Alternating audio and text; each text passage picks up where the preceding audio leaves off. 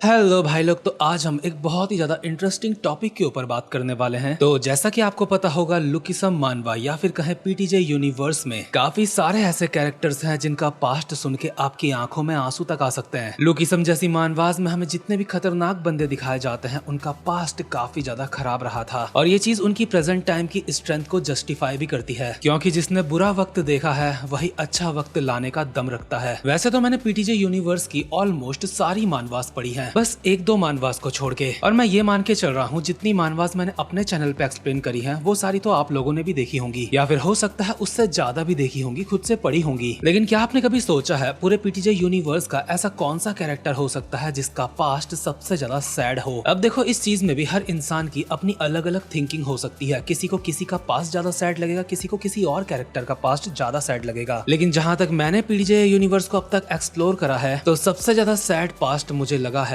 Viral hit के शोंगजुन bake का। अब हो सकता है कुछ लोग शोंगजुन के पास्ट के बारे में इतना ना जानते हों, इसलिए मैं शोंगजुन की फुल बैक स्टोरी का लिंक कमेंट सेक्शन में दे दूंगा। वैसे तो उसके बारे में मैं इस वीडियो में भी बात करने वाला हूँ कि उसका पास्ट मुझे सबसे ज्यादा सैड क्यों लगता है, लेकिन उससे पहले कुछ और कैरेक्टर्स के पास्ट की बात कर लेते हैं जो काफी ज्यादा सैड हैं। जैसे कि लुकिसम का जिनरैंग, बचपन से ही उसके माँ बाप नहीं थे, वो अनाथ था, और कुछ बुरे लोग उसके जैसे बच्चों से काम करवाया करते थे अपने फायदे के लिए। जिनरैंग ने उन बड़े लोगों के खिलाफ आवाज उठाई, अपने दोस्तों की मदद करी, लेकिन काफी ज्यादा ताकतवर होने के बावजूद भी फ्यूचर में गीटे किम उसके कुछ दोस्तों को मार देता है, और साथ ही में जिनरैंग का एक हाथ भी काट देता है, जो कि उसे पूरी जिंदगी भर उसके दोस्तों की याद दिलाता रहेगा। काफी सैड पास्ट था ना। ऐसे ही अपने लुकिसम के विंजिन का पास्ट भी काफी ज्यादा सैड है, जहाँ पे बचपन में विंजिन अपनी मदर के साथ चॉनल्योंग आता है, और वहाँ पे एक शामन उसकी माँ को और उसको पकड़ लेता है, बाहर नहीं जाने देता। शामन उसकी माँ के साथ गलत हरकतें करता है, जिस वजह से उसकी माँ खुद को लटका लेती है। उसके बाद विंजिन की जिंदगी शामन और ज्यादा खराब कर देता है। लेकिन विंजिन की जिंदगी में भी एक उम्मीद की किरण आई थी, और वो था शोंगजी युक, जिसने काफी टाइम तक विंजिन को अपने साथ रखा, उसे काफी कुछ सिखाया। लेकिन एंड में हमारा गोट विंजिन का टीचर वो भी मारा जाता है, या फिर कहें गिल्ट में जाके खुद को ही वो पानी में डुबा देता है। इसके बाद शामन भी मर जाता है और विंजिन चॉनल्योंग छोड़ के श्योल चला जाता है, और श्योल में देर से ही सही विंजिन के दोस्त बनते हैं। भले ही विंजिन का नेचर परमानेंटली चिड़चिड़ा हो जाता है, लेकिन उसके बावजूद भी उसके पास उसके दोस्त हैं। इसी तरीके से अपने वास्को भाई का पास्ट भी काफी ज्यादा सैड है, जिसमें भाई बचपन में काफी ज्यादा कमजोर हुआ करता था, लेकिन वो खुद के दम पे, खुद की मेहनत के दम पे खुद को काफी ज्यादा ताकतवर बनाता है और कमजोरों की मदद करता है। इसी तरीके से एली जैंग का पास्ट भी था। उसकी माँ उसे छोड़ के चले जाती है, बाप सौतेली माँ घर में ले आता है, और वो सौतेली माँ बहुत ज्यादा कूटती थी एली जैंग को। और कुछ टाइम बाद एली जैंग का फादर भी इस दुनिया को छोड़ के चला जाता है, और जब एली जैंग के फादर के रहते हुए उसकी सौतेली माँ उसको कूटती थी, तो उसके फादर के जाने के बाद तो वो एली जैंग की फिल्म ही बना देती होगी। इसलिए एली जैंग भी एक तरीके से अनाथ हो जाता है और हॉस्टल गैंग बनाता है अपनी अनाथ बच्चों के साथ मिलके, जहाँ पे हैदर नाम की लड़की से उसे प्यार होता है, और उनकी एक बच्ची भी होती है। इनमें से ज्यादातर लोगों की लाइफ में काफी ज्यादा सैड टाइम आए, लेकिन बाद में अच्छा भी हुआ। वैसे सैड पास्ट तो काफी सारे कैरेक्टर्स के हैं, लेकिन मैंने बस आपको अभी ये कुछ एग्जांपल्स दिए हैं शॉर्ट में। लेकिन जिस बंदे की मैं बात कर रहा हूँ सबसे ज्यादा सैड पास्ट मुझे जिसका लगता है, यानी कि वायरल हिट मानवा का शोंगजुन बेक, जो पीटीजे यूनिवर्स के अंदर ही आती है ये मानवा। मतलब यार, इसकी बैक स्टोरी अगर आप ध्यान से देखोगे ना तो आपके मन में भी आएगा यार, इतना बुरा तो किसी का नहीं होना चाहिए। ये मुझे एक ऐसा कैरेक्टर लगा है जिसका पास्ट लिखने में पीटीजे ने इसके ऊपर बिल्कुल भी दया नहीं करी, और इसलिए मुझे इसका पास्ट पूरे पीटीजे यूनिवर्स में अब तक का सबसे ज्यादा सैड पास्ट लगता है जितने भी मैंने कैरेक्टर की स्टोरी देखी है उनमें से। सबसे पहले तो भाई के बाप का बचपन से ही कोई अता पता नहीं था। उसकी माँ को अपने और अपने बच्चे का पेट पालने के लिए वो काम करना पड़ता है जो मैं बोलना भी पसंद नहीं करूंगा, यानी कि वही जो शामन ने विंजिन की माँ के साथ करा था। ऊपर से शोंगजुन एक जेनिची कोरियन था, यानी कि जो कोरिया के रहने वाले होते हैं लेकिन रहते जापान में हैं, और ऐसे लोगों को जापान में कोई भी इज्जत नहीं मिलती, इसलिए उसे बचपन से ही वहाँ पे कोई इज्जत नहीं मिली। उसे हमेशा से ही नीची नजरों से देखा गया था। इसलिए शोंगजुन के पास बस उम्मीद की किरण एक थी, उसके मास्टर जो उसको जूडो सिखाते थे, क्योंकि जूडो की हेल्प से वो खुद का करियर बना के, खुद मतलब पैसे वैसे कमा के अपनी माँ को मतलब ऐसा कर सकता था कि वो काम ना करे कुछ भी। शोंगजुन ने अपने मास्टर को अपने बाप का दर्जा दे रखा था एक तरीके का, और जब तुम इतना यकीन किसी के ऊपर करते हो और वो तुम्हें धोखा देता है, वो भी बहुत गंदा वाला, तो बहुत बुरा लगता है। शोंगजुन ने जूडो से जितने भी पैसे कमाए थे वो सारा का सारा उसका मास्टर खा जाता है। ऊपर से शोंगजुन की माँ के ऊपर भी गलत नजर डालता है और गलत चीजें करने की कोशिश करता है। शोंगजुन को जब ये पता चलता है वो अपने मास्टर को मार रहा होता है, तो शोंगजुन की माँ वहाँ पे आ जाती है और शोंगजुन का मास्टर शोंगजुन की माँ को भी मार देता है। शोंगजुन की माँ के जाने के बाद इस दुनिया में उसका कोई नहीं रहता, लेकिन फिर उसे पता चलता है उसे जेल में जाने से बचाया है उसके फादर ने। शोंगजुन के ऊपर उसके मास्टर को मारने का इल्जाम लगा था, लेकिन वो इल्जाम उसके उस फादर ने अपने ऊपर ले लिया जिसका शुरू से शोंगजुन को को कोई अता पता ही नहीं था। इसके बाद शोंगजुन एक बाइक गैंग का लीडर बनता है जहाँ पे उसके काफी ज्यादा अच्छे दोस्त बनते हैं जो उसे उसकी जान से भी ज्यादा प्यारे थे, और उन्हीं के साथ मिलकर वो एक याकुजा गैंग में भी शामिल होता है। याकुजा के लोग शोंगजुन को ऑर्डर देते हैं एक बंदे को मारने का चुपके से। शोंगजुन ऐसा ही करता है, चुपके से उसके घर जाता है और जब वो सो रहा था तो चाकू मार के उसको निपटा देता है। लेकिन जैसे ही लाइटर जला के उस बंदे की शक्ल देखता है तो वो बंदा था उसका बाप। मतलब देख रहे हो, बिल्कुल भी तरस नहीं आया है पीटीजे को इसके ऊपर। इसी के हाथ से इसी के बाप को मरवा दिया, जो अकेला कोई जिंदा बचा था दुनिया में इसका। बाकी किसी कैरेक्टर के साथ तो कम से कम यही होता होगा कि उसके पेरेंट्स को कोई और मार देगा, लेकिन यहाँ पे शोंगजुन खुद ही अपने बाप को गलती से मार देता है। और क्योंकि ये काम याकुजास के बॉस ने शोंगजुन को दिया था, इसलिए बाद में शोंगजुन याकुजास के बॉस को भी मार देता है। नॉर्मली कोई कैरेक्टर होता तो यहाँ तक उसकी कहानी चलती और आगे सब कुछ ठीक रहता, लेकिन नहीं। अब जो याकुजास के बॉस को शोंगजुन मारता है, इससे याकुजास पागल हो जाते हैं और शोंगजुन के सारे दोस्तों को मार देते हैं। और शोंगजुन के वो मरने वाले दोस्त शोंगजुन के पहले और आखिरी दोस्त थे जिंदगी के। उसके बाद मरते दम तक सही मायनों में शोंगजुन के कोई दोस्त नहीं बने। इसके बाद शोंगजुन दोबारा से गुस्से में याकुजास के लोगों को मारता है। याकुजास फिर उसके ऊपर हमला करते हैं, उसका घर जला देते हैं। सिचुएशन ऐसी हो जाती है कि पुलिस वाले दिन में उसको ढूंढते हैं और याकुजास उसको रात को। इसलिए शोंगजुन एक स्मगलिंग बोट में जापान से कोरिया चला जाता है, लेकिन जिस बोट में वो जा रहा था उसमें वायरल हिट मानवा का मेन विलन होता है जो कि शोंगजुन को मारने की कोशिश करता है। इसलिए शोंगजुन पानी से कूद जाता है, लेकिन पानी से कूद के भी भाई बचता नहीं है। भाई की कहानी में कोई भी रहम नाम की चीज नहीं। इसे कूद के भाई पहुंचता है कोरिया की जमीन में और पुलिस वाले उसको पकड़ लेते हैं और गैर कानूनी तरीके से कोरिया आने के लिए उसको जेल में डाल देते हैं। इतना सब कुछ करने के बाद जब भाई जेल से बाहर निकलता है और 2 नंबर के धंधे कुछ कर रहा होता है, क्योंकि सही चीजों से तो उसका विश्वास ही उड़ गया था। उसको लगता है भगवान इस दुनिया में है ही नहीं, क्योंकि इतना बुरा किसी के साथ नहीं होता, इसलिए 2 नंबर के धंधे कर रहा था। और 2 नंबर के धंधे करने में वायरल हिट का मेन कैरेक्टर हॉबिन उसको टारगेट करने लगता है, उसकी जिंदगी बर्बाद कर देता है एक तरीके से। इसलिए शोंगजुन हॉबिन और उसकी पूरी गैंग के ही रैप्टे बजाता है, बट अंदर से वो अच्छा इंसान था, इसलिए हॉबिन को मारता नहीं है वो जान से। लेकिन फिर वायरल हिट मानवा का मेन विलन काफी सारे बंदे भेजता है शोंगजुन को मारने के लिए और उन सब से वो काफी अच्छे से फाइट करता है। वो सबको हरा भी देता, लेकिन एक बंदा गन लेके आता है और गोली मार के शोंगजुन को निपटा देता है। मतलब अब बताओ, बाकी के जितने भी कैरेक्टर हैं वो आगे कुछ अच्छा देखने के लिए जिंदा तो हैं, लेकिन शोंगजुन की कहानी ही खत्म हो जाती है। भाई कुछ अच्छा देख ही नहीं पाता, इसलिए मुझे ये पीटीजे यूनिवर्स की सबसे ज्यादा सैड स्टोरी लगती है। और जब शोंगजुन मर रहा था और हॉबिन को ये सारी बातें बताता है